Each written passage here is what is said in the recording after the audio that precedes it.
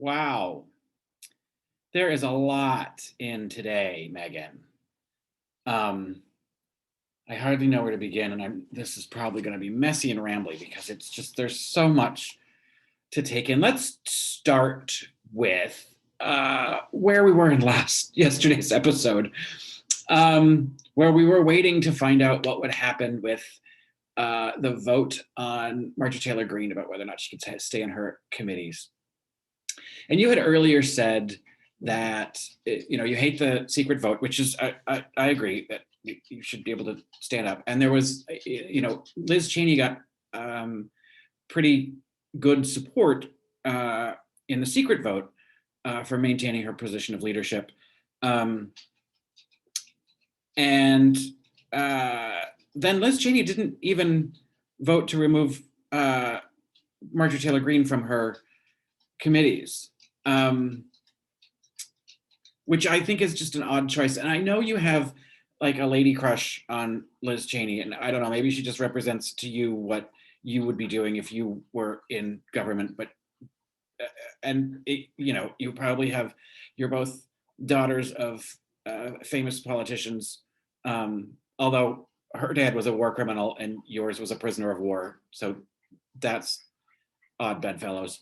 But anyway, so you sort of hang your hat on Liz Cheney a bit, and I just don't know, like, what kind of messaging is that? Did she get just too beat up from the impeachment vote that she couldn't get rid of the crazy one? It's just a lot to swallow. Your party, except for 11 representatives, said what Marjorie Taylor Greene has done is okay. She made a terrible public apology on the floor that you described as subpar at best, which I think was generous. And the party is saying that's all forgiven. It's okay. All the things she said up until 2 days ago don't really represent her going forward. That's bullshit. So, and I know that we agree on that. She shouldn't be there. But you took issue then, and as you have for quite some time, about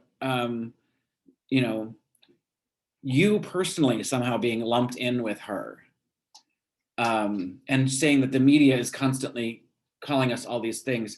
And again, you take all of that so personally. What is being said is that the GOP is the party of QAnon. And I will say it over and over again because it just was proven by votes. GOP is the party of QAnon. The GOP, Kevin McCarthy said, has a tent big enough for, Confederate lovers, Nazis, white supremacists. Like, it's just, and that's who the party is right now. Does that mean every Republican believes all of those things? No. I don't think anybody is stupid enough to believe that or say that with any real conviction. And as mad as you are about being lumped in with the crazies, and that Marjorie Taylor Greene is the face of the GOP, you on the other side congratulate and reveled in making AOC the face of the Democrats, and claiming she was a socialist, and we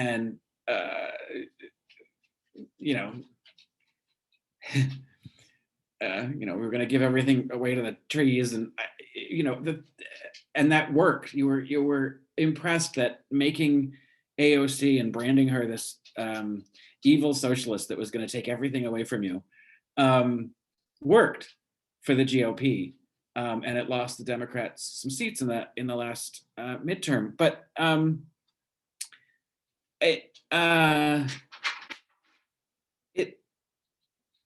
it's just disingenuous because the two things are not equivalent.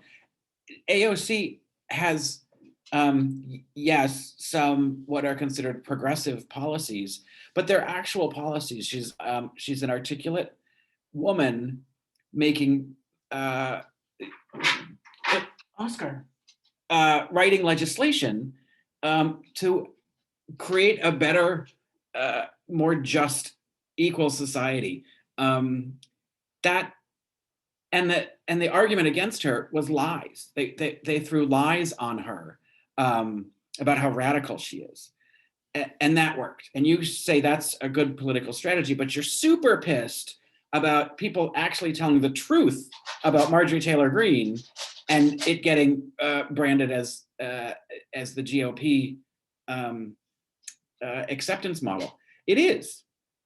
I don't think anybody's saying every Republican believes the same thing. I don't think everybody's saying every Democrat believes the same thing. I don't know where you get that. And then you launch into later with Van Jones, who I'll get to, but about this whole thing about throwing away swaths of people.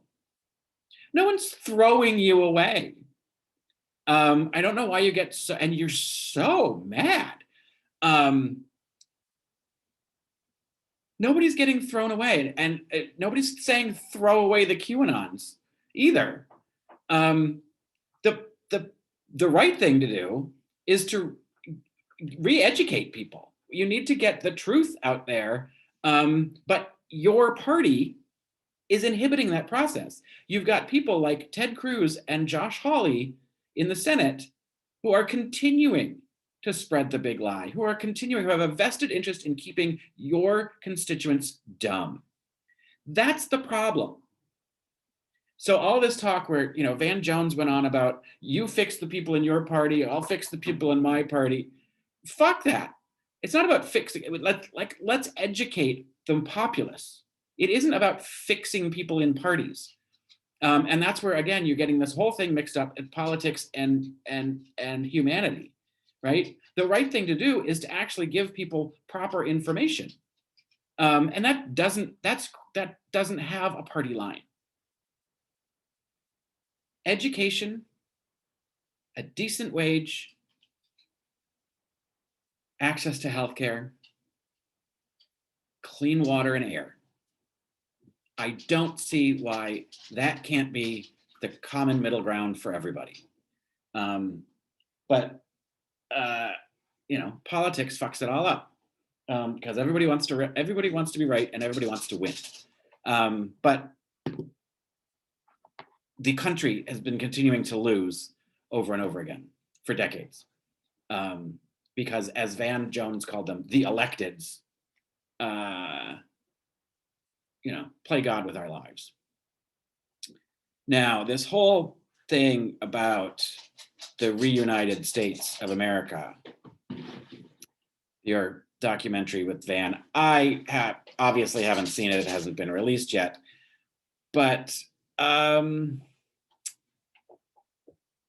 you're going to go around the country, or you went around the country and you've, talked to, or he did, or somebody did, to real Americans.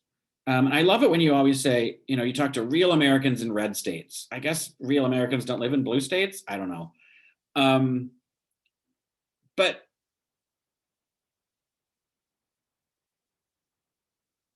yeah, people do have differences. There is a divide in morality. And I don't care if you call yourself a Republican or a Democrat. I have to take pause if you're going to call yourself a Republican and knowing what the Republican Party is allowing to have happen and allowing to enter into its fold. Calling yourself a Republican does make you suspect because that big tent includes QAnon and Nazis and white supremacists. So it is something that you're going to get a little judged on until we know better from a person. Obviously, I get it. There are things that a Republican Party is allowing that you don't like. And that's a great conversation to have. But I'll go back to what I said yesterday. What are you going to do about it? You're going to fight to, bring back the soul of your party the way your dad taught you, I think is what you said.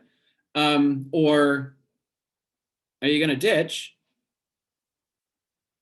I have a feeling the Lincoln Project would like to be the Lincoln Party. Uh, but I think nobody's willing to. It's either going to be that or Trump's going to be a Patriot Party. But I don't think either one want to pony up the cash to start a whole new um, national party and all of the infrastructure that takes. So everybody's hedging their bets about waiting for the other one to leave. So we'll see. I think that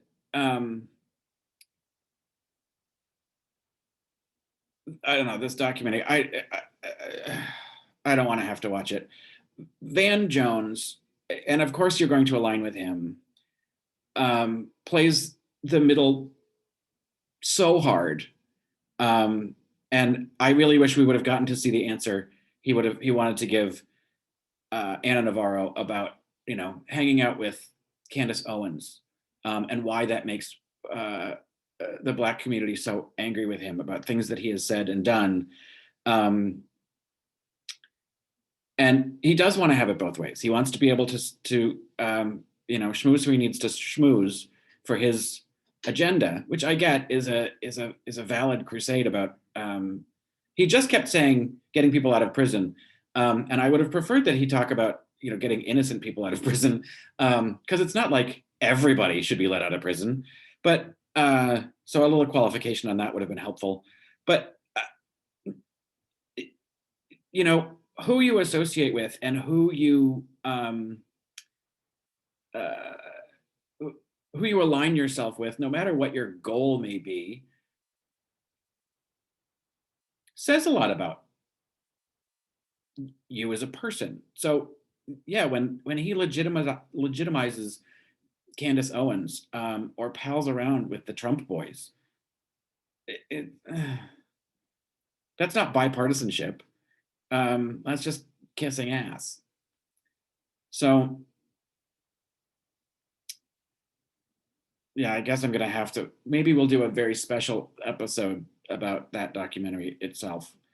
Maybe it will be moving. Who knows?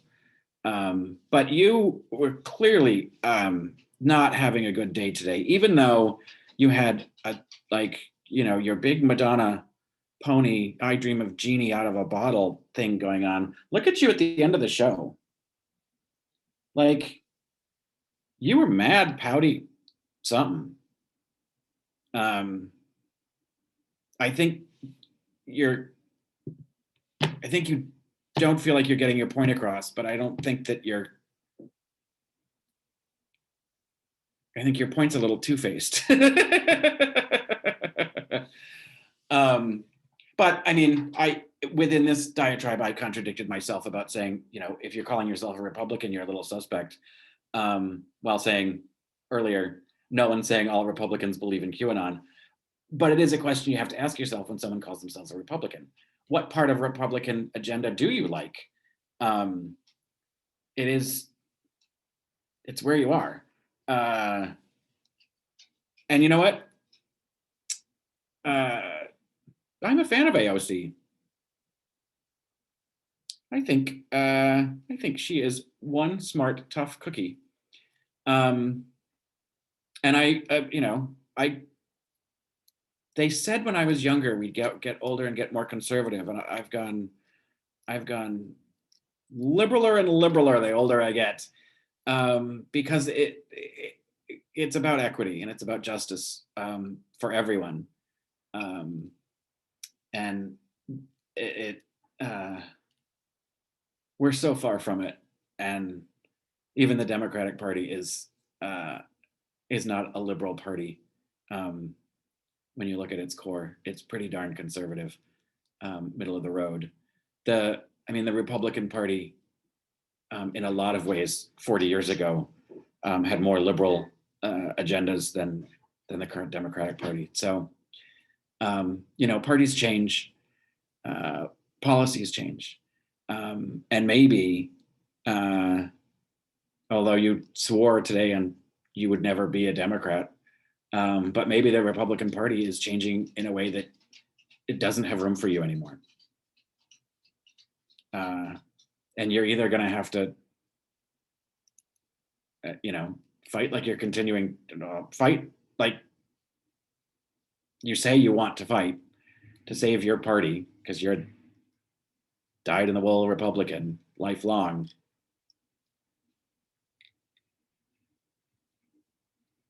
Or watch it devolve and and find solace elsewhere. But that's for you to reckon. And again, it's going to be a long season of the insufferable. Take the weekend off, comb out your pony. See you Monday.